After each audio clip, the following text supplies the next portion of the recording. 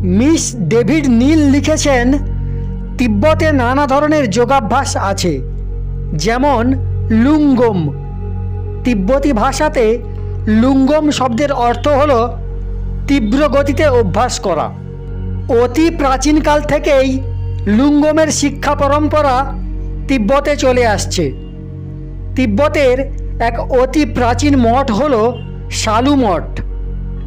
সিদ্ধ লামা বুস্তন প্রতিষ্ঠিত এই মঠ লুঙ্গম শিক্ষার জন্য প্রসিদ্ধ। লুঙ্গম যোগবিদ্যার একটি বিশেষ স্তরের সাধনা।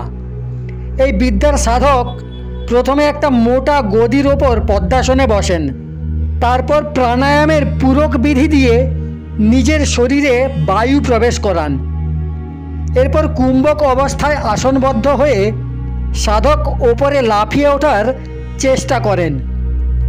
কয়েক বছর ধরেই চলতে থাকে এই অভ্যাস করার প্রক্রিয়া। মেয়েরাও এই শিক্ষা গ্রহণ করে। এই সাধনার ফলে সাধকের শরীর অত্যন্ত হালকা হয়ে যায়। এভাবেই পরবর্তী সময়ে সাধক আকাশে ওড়ার শক্তিও অর্জন করতে পারে। সালু মঠে প্রথমে সাধকের শরীরের মাপ অনুযায়ী মাটিতে একটা গর্ত খোঁড়া হয়। তার ওপরে ঠিক তত বড়ই একটা গম্বুজ তৈরি করা হয়, যার ওপর দিকটা ফাঁকা থাকে। এভাবেই সাধকের উচ্চতা যদি 5 ফুট 5 ইঞ্চি হয়, তবে গর্ত আর গম্বুজ মিলে মোট 10 ফুট 10 ইঞ্চি করা হয়। সাধক গর্তের ভেতরে বসে যোগাভ্যাস করেন। এই গর্তের মধ্যে সাধককে পুরো 3 বছর বসে যোগাভ্যাস করতে হয়। সাধক বারবার কুম্ভক অবস্থায় ওপরের দিকে লাফাতে থাকেন। যখন তার মধ্যে এতটাই শক্তি এসে যায় যে তিনি লাফিয়ে ওপরের গর্ত দিয়ে বাইরে বেরিয়ে আসতে পারেন, তখন তার সিদ্ধি লাভ হয়েছে বলে স্বীকার করে নেওয়া হয় এবং সেই সাধককে মাহেকে তন্ত্র উপাধিতে বিভূষিত করা হয়। এর আগে সাধককে তন্ত্র কুরুর অভ্যাস করতে হয়। তার অর্থ আসন, প্রাণায়াম আর মন্ত্র জপের অভ্যাস। এগুলোতে সফল হলেই তবে লুঙ্গম শিক্ষার শুরু হয়। এই সাধনায় সিদ্ধিলাভ ঘটলে সাধকের গতি তীব্র হয়ে যায়। তার আর দৌড়বার দরকার হয় না।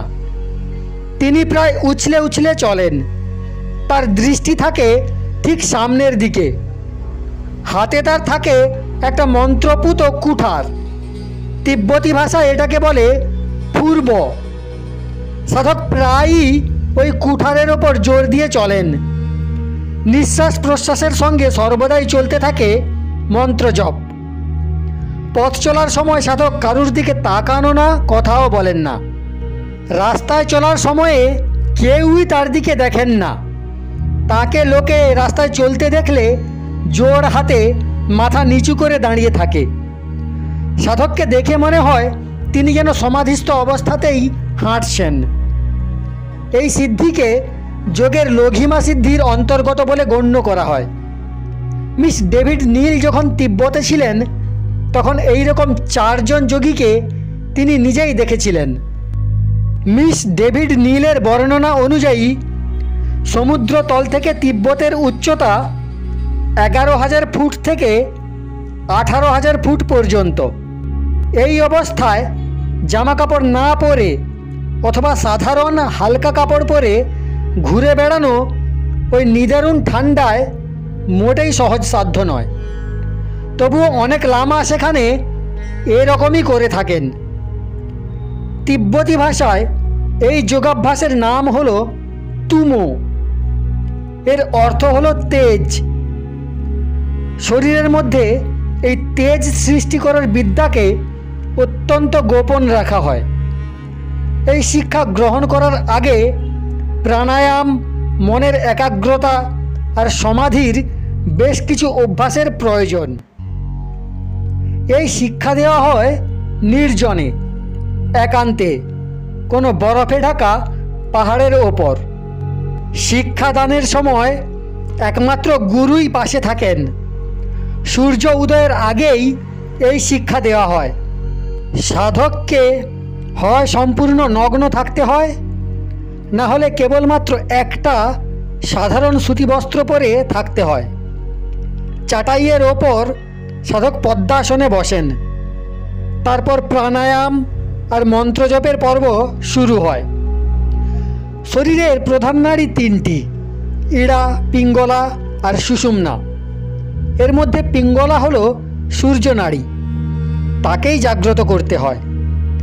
এই শিক্ষার 10টা স্তর আছে, সেগুলোকে সম্পূর্ণ করতে যথেষ্ট সময় লেগে যায়। এর মধ্যে বিশেষভাবে থাকে হঠযোগের প্রক্রিয়া। কথিত আছে এই বিদ্যা তিব্বতীরা ভারতীয় গুরু নরপের কাছ থেকে প্রথম শিখেছিল। তুম সাধনায় সূর্য আর অগ্নির কল্পনা করতে হয়, আর তাদের তেজ সাধকের সারা শরীরে ছড়িয়ে পড়ছে, এই রকম কল্পনা আর অনুভব করতে হয়। এই বিদ্যা শেখার পর সাধকের পরীক্ষা নেওয়া হয়। প্রথম পরীক্ষা হয় শীতকালের রাতে, যখন জোরে ঠান্ডা হাওয়া বইছে। তখন সাধককে নিয়ে যাওয়া হয় কোনো নদী বা ঝিলের কিনারায়। জল যেখানে জমে গেছে সেখানে বরফের ওপর একটা গর্ত খুঁড়ে সাধককে বসিয়ে দেওয়া হয়। সাধক সেখানে নগ্ন হয়ে পদ্মাসনে বসে থাকেন। তারপর একটা সুতির চাদর বরফ জলে ভিজিয়ে সেটা তার গায়ে জড়িয়ে দেওয়া হয়। সেই চাদর যখন গায়েই শুকিয়ে যায়, তখন দ্বিতীয় আরেকটি চাদর আবার বরফ জলে ভিজিয়ে জড়িয়ে দেওয়া হয়। এইভাবেই চলতে থাকে। যে সাধক সবচেয়ে বেশি সংখ্যক চাদর গায়ে শুকোতে পারবেন, তিনিই পরীক্ষায় প্রথম হবেন। কমপক্ষে 3টে চাদর গায়ে না শুকোলে পরীক্ষায় অকৃতকার্য বলে ধরা হয়। এই সাধকদের বলা হয় রেম্পা। এমনও সাধকযোগী দেখেছিলেন মিস ডেভিড নীল, যিনি 40টা পর্যন্ত চাদর গায়ে শুকিয়ে দেন। দ্বিতীয় পরীক্ষা এটাই নেওয়া হয় যে কোনো সাধক একাসনে বসে শুধুমাত্র দেহের উত্তাপে কত বরফ গলাতে পারেন। এই পরীক্ষায় সাধককে নগ্ন অবস্থায় বসিয়ে মাথা ছাড়া সারা শরীর বরফে ঢেকে দেওয়া হয়। অভ্যাস হয়ে যাওয়ার পর সাধককে প্রতিজ্ঞা করতে হয় যে জীবনে কখনো উল বা সুতির বস্ত্র শরীরে ধারণ করবেন না। এই সাধনায় সিদ্ধিপ্রাপ্ত হওয়া তিব্বতী লামাদের কাছে স্বপ্ন ও গৌরবের বিষয়।